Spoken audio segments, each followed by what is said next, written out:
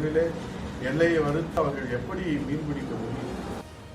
அப்போதெல்லாம் மௌனம் காத்திருந்து இப்போது நீங்கள் மீட்டெடுக்கிறோம் என்று நாடகத்தை மக்கள் ஒரு பொழுதும் நம்ப மாட்டார்கள்.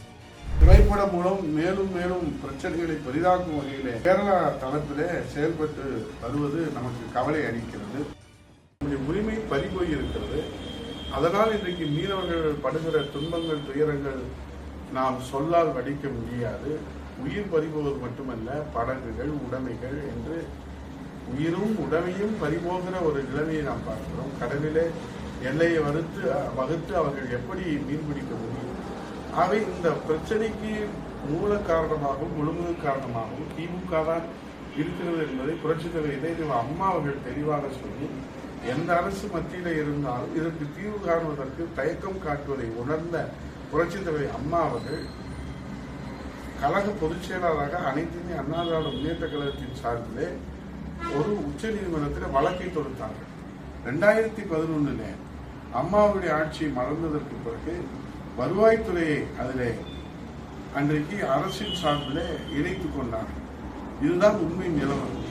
எப்படி காவேரிக்கு புரட்சித் தலைவர் இதய அம்மாவில் சட்ட போராட்டம் நடத்தி 50 ஆண்டு கால பிரச்சனைக்கு தீர்வு கண்டாரோ, எப்படி முல்லை பெரியாருக்கு புரட்சித் தலைவர் இதய அம்மாவில் சட்ட போராட்டம் நடத்தி 2014 152 அடி உயர்த்தலாம் என்று தீர்வு கண்டார்களோ, அதை போன்று கச்சத்தீவிலும் சட்ட போராட்டம் நடத்துவதற்கு புரட்சித் தலைவர் அம்மா அவர்கள் தான் அந்த வழக்கை நீதிமன்றத்திலே தொடங்கினார்கள் என்பது இந்த நாட்டு மக்கள் நன்றாக.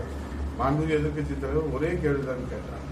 விபி சிங் பிரதமராக இருக்கிற போது நீங்க மத்திய அமைச்சர்கள் இருந்தீர்கள், ஐக்கிய குஜரால் அவர்கள் இருக்கிற போது மத்திய அமைச்சர்கள் இருந்தீர்கள், தேவகவுடா இருக்கிற போது மத்திய அமைச்சர்கள் இருந்தீர்கள், வாஜ்பாய் அவர்கள் இருக்கிற போது திமுக மத்திய அமைச்சர்கள் இருந்தது, மன்மோகன் சிங் இருக்கிற போது திமுக மத்திய அமைச்சர்கள் இருந்தது. இப்படி 17 ஆண்டு காலம் திமுக மத்திய அமைச்சர்கள் இருந்த போது அப்போதெல்லாம் மௌனம் காத்திருந்து இப்போது நீங்கள் மீட்டெடுக்கிறோம் என்று தேர்தல் காலத்தில் காட்டுகிற இந்த பொம்மை விளையாட்டு நாடகத்தை மக்கள் ஒரு பொழுதும் நம்ப மாட்டார்கள் என்பதை மாண்புமிகு எதிர்கட்சி தலைவர் அவர்கள் தோலுரித்து காட்டினார்கள். அதை நம்முடைய கழக அம்மா பேரவை இதற்காக எடுத்து செல்ல வேண்டும்.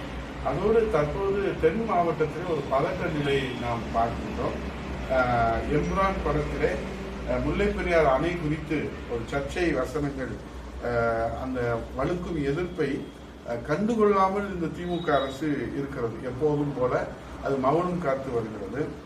பல்வேறு காலகட்டங்களிலே பல்வேறு நிபுணர் குழுக்களால் அணையை ஆய்வு செய்ததில் புரட்சித் தலைவர் அம்மாவுக்கு தொடுக்கப்பட்ட அந்த வழக்கில் 2014 நீர்மட்டத்தை உடனடியாக 142 அடியும், பேவி அணையை சீர் செய்ததற்கு பிறகு 152 அடியும் உயர்த்திக் கொள்ளலாம் என்று உச்ச நீதிமன்றத்தில் புரட்சித் தலைவர் அம்மா அவர்கள் விவசாயிகளுடைய வயிற்றில் பால் வார்க்கின்ற தீர்ப்பை அன்றைக்கு ஒரு சட்ட போராட்டம் நடத்தி அதை பெற்றுக் கொடுத்தார்கள். இந்த தீர்ப்பை அவமதிக்கும் வகையில கேரளாவிலே பல்வேறு சம்பவங்களை அரங்கேற்றி வந்த போதிலும் தற்போது திரைப்படம் மூலம் மேலும் மேலும் பிரச்சனைகளை பெரிதாக்கும் வகையிலே கேரளா தளத்திலே செயல்பட்டு வருவது நமக்கு கவலை அளிக்கிறது. சமீபத்திலே வெளியான எம்புரான் திரைப்படத்திலே முல்லை பெரியார் அணை தொடர்பான சர்ச்சைக்குரிய வசனங்கள் உடனடியாக நீக்க வலியுறுத்தி தென் மாவட்டங்களில் இருக்கிற விவசாய சங்கங்கள் தொடர் போராட்டம் நடத்தி வருகின்றார்கள்.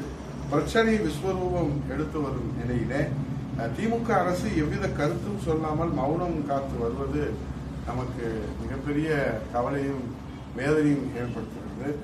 கேரளாவிலே ஆளும் கம்யூனிஸ்ட் திமுக கூட்டணி கட்சியாக இருந்தாலும் விவசாயிகளின் நலன் கருதி உடனடியாக கேரளா முதல்வர் பினராயி விஜயன் அவர்கள் இந்த மாநாடு, தேசிய மாநாடு, கம்யூனிஸ்ட் கட்சியுடைய தேசிய மாநாடு மதுரையிலே தான் நடைபெறுகிறது. மாண்பு முதல்வர் அவர்கள் கூட இந்த தேசிய மாநாட்டில் இன்றைக்கு கலந்து கொள்வதாக செய்திகள் வெளியாகி இருக்கிறது.